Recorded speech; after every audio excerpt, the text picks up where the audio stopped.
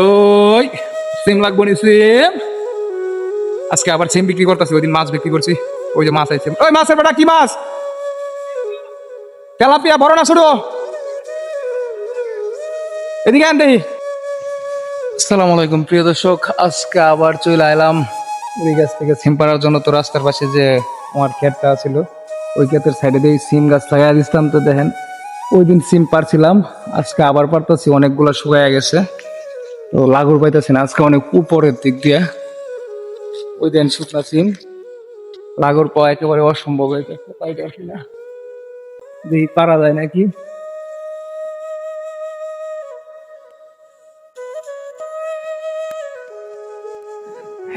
লাগুর পাইলাম, বেশ প্রচুর কষ্ট হয়েছে। ভিডিওটা দেখতে থাকেন, সাথে থাকেন।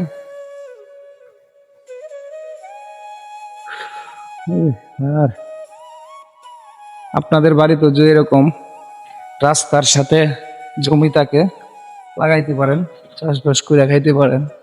ওই দেন কত সুন্দর সুন্দর সিম হয়েছে। এই দিকটা তো দেখাইলামই আপনারা।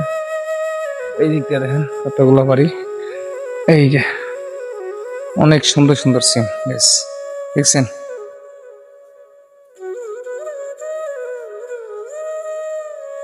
এইভাবে প্রতিদিনই 2 দিন 1 দিন পরে পরে আর কি পারতাছি। সাথেই থাকেন। ভিডিওটা ভালো লাগলে লাইক কমেন্ট শেয়ার করে দেন, অন্যদেরকে দেখার সুযোগ করে দেন।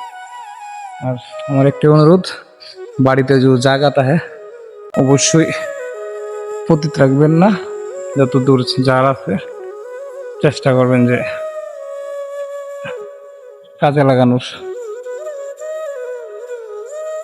বেশ, আর লাগুর পাইতেছি না, ওইগুলা অনেকগুলাই আছে, লাগুর পাইতেছি না। আজকের মতো এখানে শেষ করতে চাইতেছি। দেখেন এগুলা পারা হয়েছে। যদি কারো লাগে ইনবক্স করতে পারেন।